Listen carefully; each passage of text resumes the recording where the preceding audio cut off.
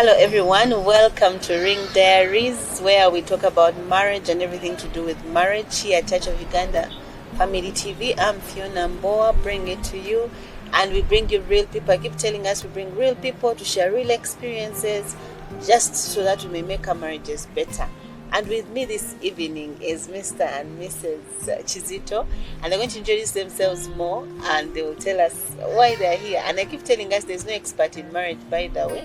Even at 1 month, I can be able to teach you over 100 years. There's no expert. Everyone, we are always ready to learn. And I hope you can join me on this learning journey today as we talk about children and our marriages. You're very welcome. Thank you. Please introduce yourself. Good evening, viewers. My name is Patrick Chizito. I'm happy to be here on Family TV. I am a father of 4. For it. Hey, yes. Yes, I'm a father of 4, married to my dear wife, Faith Chizito. We've been married this is our anniversary week. We've been married now, it'll be 11 years. Wow, I work with an organization called Scripture Union and in the Department of Family. I'm a big fan of family and done lots of reading and also writing. I have written books on marriage. There is one here, God's Model of Marriage. This book has also featured in the Akaba African Authors of the Year 2024. It's a beautiful piece, very animated and very wonderful things. We may not be able to explore all that is in here. No, but what shocked me is the fact that it has pictures. For Ugandans who don't know how to read, like Ugandans, they tell us if you want to hide something from an African, put it in a book. But this one has actually animation, so please get yourself a copy and see how to have a model marriage. And also, many people know me for parenting, coaching. I do lots of parenting coaching, and I wrote this book about 3 years ago just to help people raise better children. So tonight, why we chose marriage and children is because those are areas where we spend much of our time talking to parents and engaging and having conversations. Hope you will benefit from our time as we share. Thank you. Thank you, Fiona, for hosting us. My name is Faith Chizito, and I'm married to one husband who is a man, Mr. Chizito. We have to put that disclaimer. Yes. Yeah. Yes, we've been married for 10 years. We're making 11, just as we said this week on Friday. I can't forget. On I Friday. hope we are going out. Yes, and yes, we've been blessed with 4 children. I am a teacher by profession. I am a children's worker, and I'm a CEO of Precious Daughters International Ministry, where we mentor women, mothers and girls. We aim at empowering the young girls to live pure relationships before marriage, and also empowering a woman to stay in their marriages pure, faithfully, trustworthy, and loving God. Yes. So from we said people have no experience, but this one seemed to have experience. So given that you are dealing with children, maybe for you raising children is easier than it is at other people's, not? Because you work with family, you are a teacher. Does that make raising children easy? I'll take a go. Raising children has never been a walk in the park. It's never easy. In every number of children that God will give you, sometimes He gives us a strong-willed child. And so the journey of parenting becomes a little difficult to raise children. We have 4 children, but there is also one where we feel this one is not easy, doesn't easily follow the rules. She doesn't just easily say yes to every rule. And yet we have law-abiding ones where you say this. I like the law-abiding ones. Yes, you say something and Felinda will run to do it. And yet this other one said, Dad, why are you asking that? Why? What if I want to do it different? Children of these days ask why. Even if I've told you I'm your father, do it and that's it. So, children and marriage. Now, when we get into marriage, all of us are looking forward to having children. Even when we want a companionship, but one of the things we really want is marriage, is children. But we have seen children separate parents. Like you actually get a child, and my whole time is on the children, and I forget my husband. And yet in the later years, it affects us. So how should we be able to balance both being a good mother and being a good wife? I think at the beginning of it all, we are supposed to lay a foundation of friendship, love, and understanding each other in marriage. It comes to knowing my husband, who he is, what he loves, what he hates, what makes him happy, such that when children come in, I am able to balance the two. Some people usually say that give time to the children, but it's supposed to be a win-win, because when you get into marriage, you come as friends, and you take care of everyone equally. So if I know my husband is a quality time lover, I have to make sure that even when children come in, I create some time for him. When my husband loves gifts, at least I can spare something small to make him feel that the child has not taken away his place. And how do I do that? I have to be intentional in doing it, because these kids come, they take away all the time. As a mother, you have to nurse the baby. Like I have a 2-month baby. You have babies crying, you have to breastfeed the baby, and here your partner is looking at you like you have given up on them. But when you know each other originally from the start, and you try to fit in by doing what really makes your partner feel good, you can try to balance it out. Where do you get the energy? No, I know there's someone out there saying, you know what, when I have a baby, I have to feed them, I have to shower them, I can't sleep, then I'm thinking about this one also. Yeah, that's why I said you're supposed to be intentional. When you're intentional, you know that at this time tea, it's for the baby. At this time tea, my husband will be back home. And what will I do? Maybe I'll prepare a cup of tea. Or when the baby is sleeping, let me put some tea in the flask, prepare on the table. Husband is back. Enjoy as I also do the nursing bit of it. But when you're not intentional, the results will be, can't you see that I have a baby? Can't you see that I am busy? Can't you see that I'm still hurting? Can't you understand? And what will happen at the end of it all? The children will take away all the time that you have. Interesting. For our viewers, you need to be reminded that all the journey of parenting our children leads to an empty nest. The children are with us for about 18 years if you've done good work. If you do shoddy work, they can even stay with in your home for 40 years. They can't leave, because a struggling child will never be accepted in the world. They will come back to your home.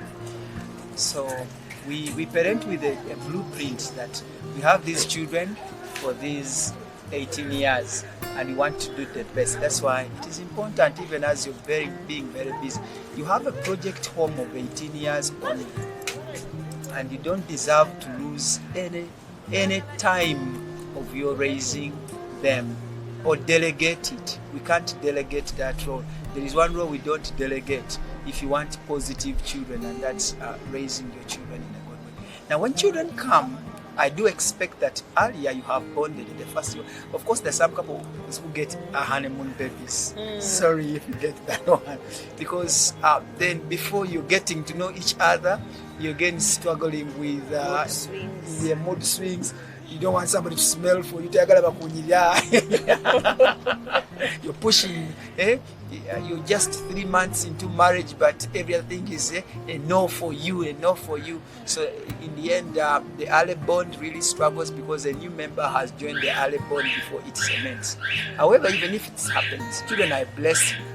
When children come in a marriage, they should be beside us, not in the center of the marriage. When children come at the center of a marriage and they grow up and they leave us, the evening years of our marriage are very lonely because all our life was being poured in children, not into ourselves. And we have lonely couples in the evening years because all life was poured in children. Now they are living as strangers because they never gave each other time. So You are doing an illustration, and my mind was on that. Because you see, you're saying, okay, this is mommy, this is daddy, Yes. and the child is And the in child middle. is in the middle. Not even sleeping, the child will fall down. So most of us put the children in the middle to stop them from falling, which is not right. Which from what is you're not saying. right. All other people are secondary or tertiary in a relationship.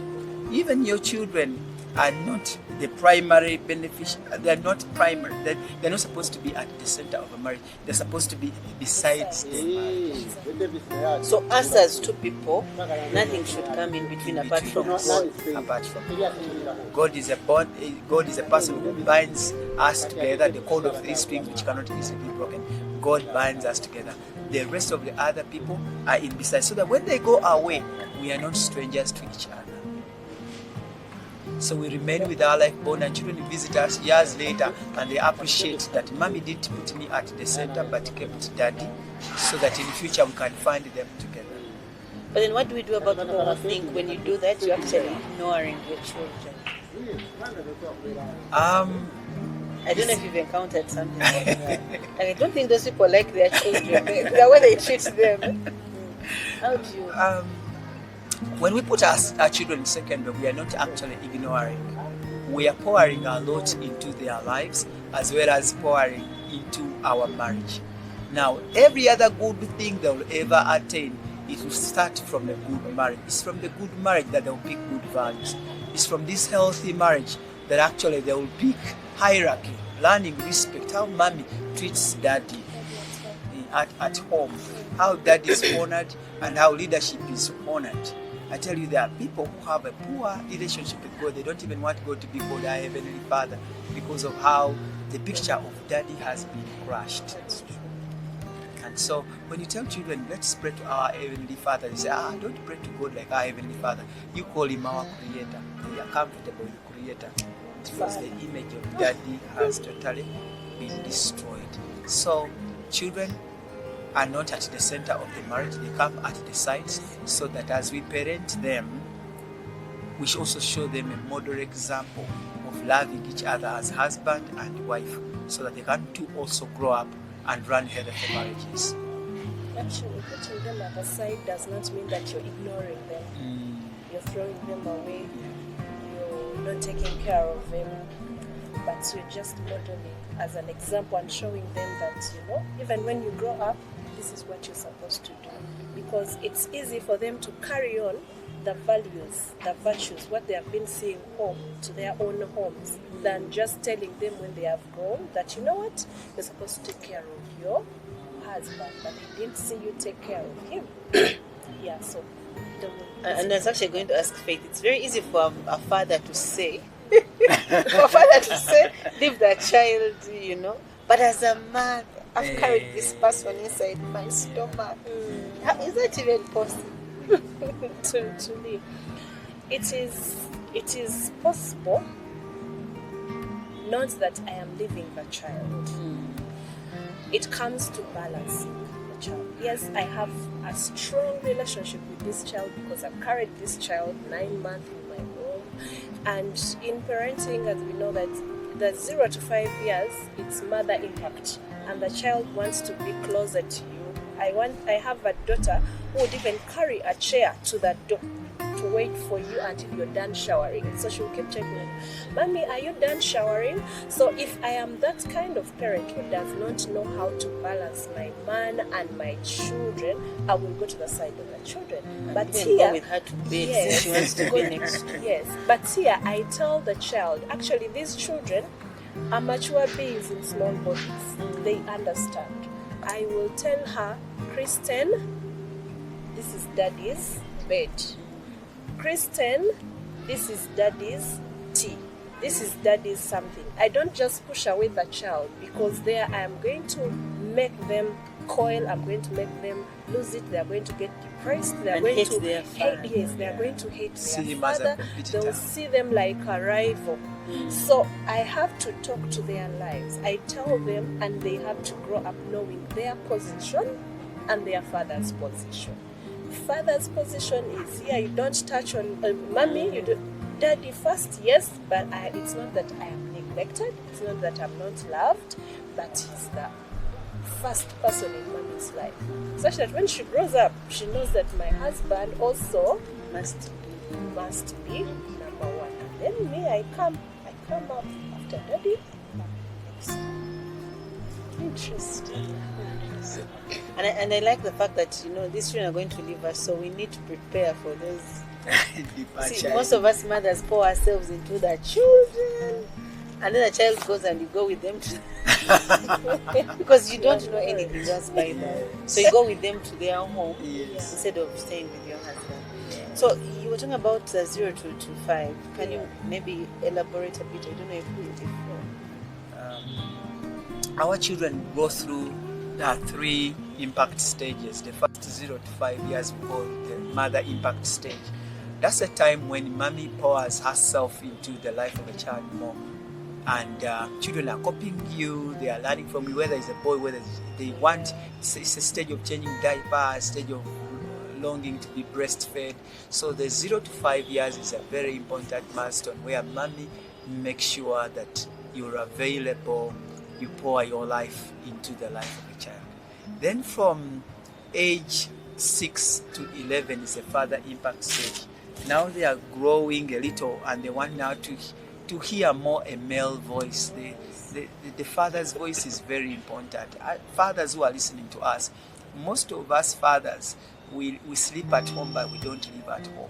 So a time of your impact where children want to play with you, they want to ask you questions, they want to do homework with you. That's the time you're very busy on a computer, or you're reading news, you're watching Al Jazeera, you don't want any noise, and you're missing out at a stage where daddy must pour himself. Football. Yes. Watching football. And you are a Chelsea fan, and that's the time you should pour your life into the children. Now when they turn 11, going on to 17, that's peer impact stage. Now the two of you had about 10 to 11 years to pour your lives into these children. When you miss that, you begin to struggle with teenagers who have your DNA, but they don't have your character traits, they don't have your faith, they don't have your beliefs. Because in the early years of impact, you went missing at the molding wheel. And we see maids, we also see matrons in boarding schools. These are the molding wheel, molding for you a child. And now you get back your child at age 14 and say, this child doesn't listen to me. You missed out on at a time when the clay was soft and you could mold anything you want. Now they have had them. Now they have your DNA, but they don't have your character. They say, you don't behave like the Chizitos. How come? Are you a Chizito? The other ones are calm. How come you were a little more hype? Yeah, it all went wrong at the turn of parenting. But then, I don't know, how do we strike a balance? Because you see, that formative years you're talking about, the 11 years, they also are prime years to actually work hard. And right now we want to give our children more than we got. So we're working extra hard. So how are we able to balance the work and also the raising and speaking to these children? My wife and I work in busy areas, and I do lots of traveling. I work for an organization that travels a lot. But one of the things that we resolved to, even when something is very attractive and it will take away a bigger time, part of our family time, I would choose to go for a lower one so that I can get something a bit average, but as well as spending time with my children. That's a deliberate choice that we chose. If you're a parent and you're a young couple and you just had children, jobs of traveling very far and being away for 3 years from your children, the growth of children is irreversible. Balance. Get jobs that are nearby as you wait for your children to reach teenagehood, and then later on you can travel, enjoy the world and be busy. But the formative years need you when you are present. If you are not and you choose to be away for many years, then you'll be a sponsor to your children. You're demoted from being a parent to a sponsor. Sponsors give us everything, but they'll never give us their time. And in future, we don't remember sponsors, we remember parents. To be able to be in your children's memories tomorrow, you must first be in their lives today. Maybe she can add. Yeah, maybe what I can add on is children need more of our presence than our presence. Are you sure? Yes. They need our presence more than our presence. Yes, because the presents may get expired, they may get worn out, but your presence in your child's life will stay. I still remember what my mom used to do for me when I was 6 years, 6. She would say, whoever finishes their work, who does work neatly, that she would buy for us a basket of pancakes. She would sit with us, eat, play with us. I still remember those things, but I don't remember the toys she bought for me. So most of the times what we are doing, parents, we are gifting the children, making them busy with tabs, making them busy with other things. Go play with your friends, I'm tired. At the end of it all, it's going to affect you, because as you chase the children, as when we grow up, we want the children to come back home, but they will send you mobile money and say, you know what, Mommy, You also I'm go so and busy. play with your They'll put first the Christmas party at their work, the beach party with their friends and so on, and they will not remember you, simply because you were not in their lives. So what we do as parents, much as we have a lot to do, we create the time. Much as you create time for your work and say, you know what, I have a lot of work, you're going to give me some time on my laptop, you also create time for the children. They have been given homework. Don't say, I have a maid who can take care of the homework. I have this. Sit with them. Do some work with them. We have weekends. I don't think you work from Monday to Sunday without having any time. Say, maybe we can go to a park with the children, have fun with them, have board games. At home we usually use games, play with them, and you know, it's something that is so beautiful. They allow it, they love it so much. They will always long for a time when you're having games with them than time when they're out playing with their friends. Yeah, so create the time for the children. Yeah, this is also important for people in ministry. I know some are pastors, some are reverends, and you're in ministry, and sometimes ministry tends to take a lot of our time than family. Yeah. We make an error. The church is Jesus' bride, and you also married a bride. You spend a lot of time with the neighbor's bride, and you deny your bride time. That's not wrong, it's not biblical. Your bride home needs more time. It's from the overflow of the time you've given to your bride home that you give others time. Most times, we spend much time with the neighbor's bride. That's Jesus' bride. You spend a lot of time with him and you deny your own bride time. It's not a good way to run a marriage. And also, as children come through, they begin to hate the church because church took away their time, their father's time. And you're constantly wondering, where are pastors' children like this, reverend children like that? Yet, for them, church is a place that took away their. Yes. It's understandable. So, They hate church because of what we do. When they get to teenagehood, where there is peer influence, they are seeing their peers with freedom, they can do whatever they want. For you are never fasting, reading the book of Habakkuk, this other 7 chapters of this. They run away from church and join the world. and if they are not ready for the world, Yes. interesting. So, how about when you're talking as just imagining the things you're talking about? How about for us in our generation? Most of us are going abroad. Like we actually have we are moving away to look for better. Maybe people are saying Uganda, Ghana, let's try abroad. So how do we bring in the intentionality of raising these children when we are away from them? For people who go to work abroad, I do understand that the unemployment rates are very high in our country, and it's understandable that most parents will travel to work abroad. But we want to bring in the aspect of intentionality, that while you work abroad, first of all, work with the target. How many years do you want to spend there, knowing that you're a father of 4, you've left them home in the hands of a single mother? When children stay with a single mother, some of them are boys, femininity can never bestow masculinity. A mother can never affirm and make a man. They need a father figure to affirm a boy to become.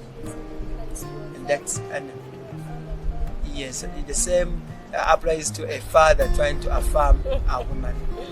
And many children growing up with single mothers are struggling to find a link how boys could turn into men. Most boys have stayed boys even up to 40 because they lacked a man in their figure, in their life, to affirm them as men. So while you live abroad and you work abroad, one, you can set a target and say, I'm going to work for 5 years. And then I'll make a small business and I'll come to be in my children. When they become teenagers and they have grown, I'll go back and catch up. That's one. Two, you can also decide to be intentional, to use video calls that every week they're able to have an interface with you and talk to you and have a feel of daddy as though he's present. And then during your holidays, be intentional to put in some money, get a ticket, and return home to bond with children. The growth of children is irreversible. Once they have grown and left a stage you're supposed to impact them, they'll never return to that stage. Let us be intentional parents. We're going to take a short break, and when we come back, we're going to continue with this conversation about marriage and our children. Don't go away. I'm Fiona Mboa here at Church of Uganda Family TV with Ring Diary.